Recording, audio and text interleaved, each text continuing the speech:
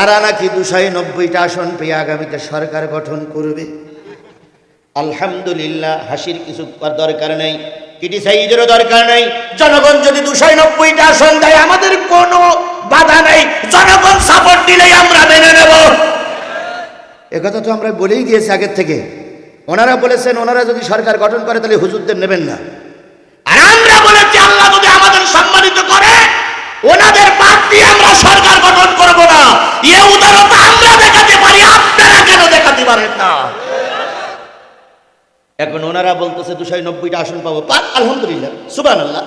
আমার বক্তব্য 290টা না, 300, আর মহিলাদের দিয়ে 330টা, সব মিলে আপনি 350 আসন পেয়ে সরকার গঠন করে আমার কোনো অভিযোগ নেই। শুধু একটা দাবি, মাহফিলগুলো যেন বন্ধ না হয়। ঠিক তো? তাহলে এখন যদি বলি ওনাদের পরে আল্লাহর গজব, আল্লাহর লানত কোরআন দিয়ে বলবো, বা আমি যদি বলি তাহলে ওনারা কি আমার পরে সন্তুষ্ট থাকবে? মঞ্চের থেকে নেমে রাস্তায় উঠতে দেবে না, তার আগেই স্লোগান দেবে আর মাস। শুধু আমার মা বোনের একটু দাওয়াতি কাজ করতে যাচ্ছে তাই তাদের বোরকা খুলে নিচ্ছে, মাথার নেকাব খুলে নিচ্ছে, মহিলাদের সতীত্বের পরে আঘাত হানতেছে। আল্লাহ না করুক, আল্লাহ না করুক, আল্লাহ না করুক। এরা যদি ক্ষমতা হাতে পায় মা বোনদেরকে হয়তো প্রকাশ্য দিবালোকে রাস্তায় এরা ধর্ষণ করবে। ওরা আমার কাছে ফোন দিয়ে বললো হুজুর মাহফিল হবে না কেন? তা পুলিশ এসে স্টেজ খুলে সব লাইন করে দিয়ে গেছে, আর বলি যে আপনার এখানে আনা যাবে না।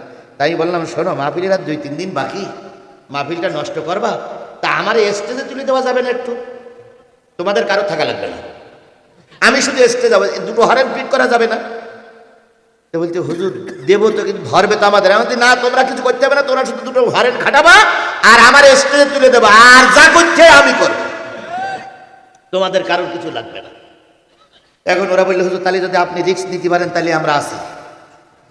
তো এখন আমি বললাম হ্যাঁ রিস্ক আমি নিলাম, তোমরা রেডি হও। এখন ভাই রেডি হইতে গেলে অন্তত একটা সভাপতির দরকার হবে না ভাই? একটা সভাপতি না হলে তো মাহফিল হয় না। এখন সভাপতি গ্রামের কেউ হচ্ছে যাচ্ছে না, যারে বলে সভাপতি হয় সে বলে না রে ভাই, ওই হুজুরের মাহফিলে সভাপতি হবো না, তাহলে ও হুজুরও মরবে আমারও বেরিয়ে চলে যাবে, সভাপতি হব। মহাজালায় বলতে হুজুর সভাপতি কারোর বানাইতে পারলাম না, তাহলে কোনো বুড়ো মানুষ টানুষ হবে না? তা বলতেছে না। এখন ওরা এবার এক প্রাইমারি স্কুলে রিটায়ার্ড হয়ে গেছে মাস্টার, তার কাছে যেই বলতে চাচা কালকে মাহফিল সভাপতি হবেন চাচা একটু? তো বলতে পুলিশ এসে নাকি আগের দিন 10-12 জন? তো বলতে হ্যাঁ। ওরে বাবা, ও তাহলে আমি নেই, অন্য লোক দেখ।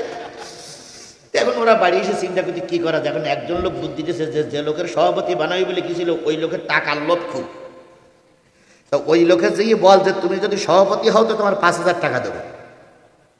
নেরা যেই বলতে বিএনপি আর জামাত যেই বলতেছে চাচা কালকে সভাপতি হলে 5,000 টাকা দেবো। চাচা বলতে সভাপতি হলে টাকা দিতে হয়, তোরা যখন 5,000 দিবি যা, আমি সভাপতি হয়ে গেলাম। এখন সভাপতি হয়েছে, আগের যে অবস্থা মাহফিল করতে যেতাম এক জায়গায়, গাড়ি থাকতো এক জায়গায়, আমি উঠতাম আর এক জায়গায়, আর শিবিরের পোলাপান মোটরসাইকেল নিয়ে যেত আর এক জায়গায়। এই শিবিরের ছেলেরা এখন এর ভিতরে আছে। এখন মাহফিল চলছে, 10টার সময় আমার স্টেজে ওঠার কথা। 10টার আগে মাইকওয়ালা ডেকে বললাম শোন, আজকের মাহফিলটা কিন্তু খুব কঠিন, তোরও জন্য কঠিন আমারও জন্য কঠিন। তা তুই এক কাজ করবি, আমি যতক্ষণ স্টেজে থাকবো স্টেজে না নামানো পর্যন্ত তুই আমার দিক চোখ তাকাই থাকবি, খবরদার চোখ এদিক ওদিক করবি না। আমি যখনই চোখ মিটকি মারবো তখন তুই লাইট অফ করে দিবি, তারপরে আজ যা করতে আমি। আপনারও কথা বলার অধিকার আছে, আমারও কথা বলার অধিকার। আপনি বাধা দেওয়ার কে? আপনার ভালো না লাগলে আপনি থেকেন না, কিন্তু আপনি বাধা দেবেন কেন? আমি কোরআন দিয়ে কথা বলছি, ফেরাউনের কথা বলছি, আপনার খারাপ লাগে আপনি চলে যান, কিন্তু মাহফিলে আপনি বাধা দেবেন কেন? আপনাকে বাধা দেওয়ার অধিকার কে দিল? আমার ভাইয়েরা, আমার বোনেরা, আমার ভাইরা দাওয়াতি কাছে গেছে, আপনার ভালো না লাগলে আপনি এলাকা ছেড়ে চলে যান, কিংবা বলেন আমার বাড়ি ঢুকেন না। কিন্তু আপনি একটা নারীর সতীত্ব ধরে টান দিয়েছেন, একটা নারীর মাথার হিজাব খুলে ফেলেছেন, একটা নারীর গায়ে হাত তুলে আপনি নারীকে লাঞ্ছিত করেছেন। পৃথিবীর কেউ না দেখলি কে দেখেছে? জোরে বলেন, পৃথিবীর কেউ না দেখলি কে দেখেছে? দুনিয়ার বিচার দেখা যায়, আল্লাহর বিচার দেখা যায় না। আল্লাহর বিচার হয়তো কিছুদিন পরে হবে, কিন্তু যে হাত আমার ওই বোরকা পরা সতীত্ব রক্ষা করা নারীর পরে হাত তুলেছে, আজ হোক কাল হোক ওই হাতের বিচার আল্লাহ করবেই, করবেই, করবেই, করবেই, করবেই ইনশাআল্লাহ। এই জন্য সাবধান হয়ে যাবার জন্য অনুরোধ করছি। তাহলে পালানো দলের পরে আল্লাহ লানত দিতে পারলাম না, সরকার গঠন যারা করবে বলে বারংবার করতেছে তাদের উপরে লানত দিতে পারলাম না, জামাতের পরে লানত দিতে পারলাম না, চরমনাইদের হুজুরের পরে লানত দিতে পারলাম না। তাহলে প্রকৃত লানত কাদের উপরে? যদি কোরআন বলে দেয় কারোর কোনো সমস্যা, কোরআন যদি বলে দেয় যে কাদের উপরে আল্লাহর গজব, কাদের উপরে আল্লাহর লানত, কাদের উপরে আল্লাহ অসন্তুষ্ট, এটা যদি কোরআন বলে, তাহলে জিহাদির পরে রাগ করে কোনো লাভ হবে? ভাইয়ের পরে সিরাজুল ভাইয়ের সঙ্গে রাগ করে কোনো লাভ হবে? মসজিদের ইমাম সাহেবের পরে রাগ করে কোনো লাভ হবে? তাহলে আমি আপনাদের বুঝাবো কোরআন দিয়ে, বুঝবেন তো ইনশাআল্লাহ, থাকবেন তো? এইবার আমি বলি, আমি একটা ক্ষুদ্র মানুষ, সিরাজ এই খোকা কি বললাম আমার সঙ্গে বলো দিন বাপ।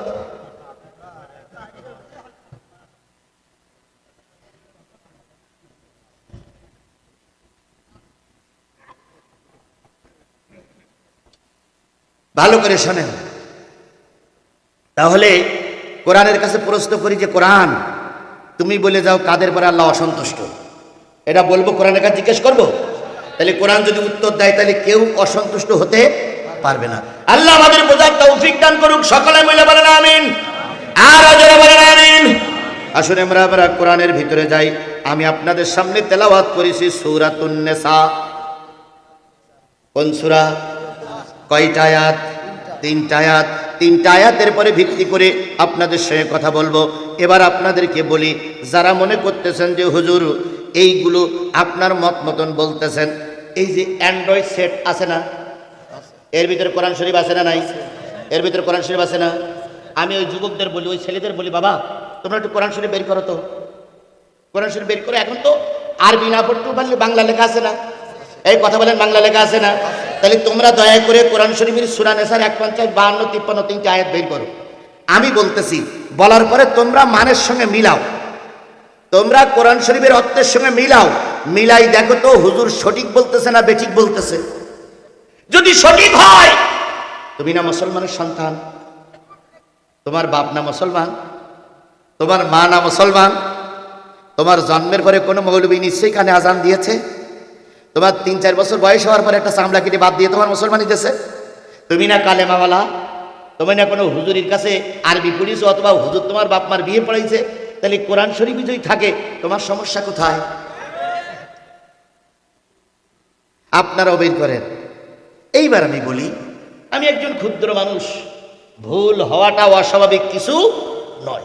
তাহলে আমার যদি ভুল হয়, তাহলে বড় বড় আলেমেরা বসে আছে না, তাহলে ভুল ধরবে কারা? এই কথা বলেন, ভুল ধরবে কারা? আলেমেরা।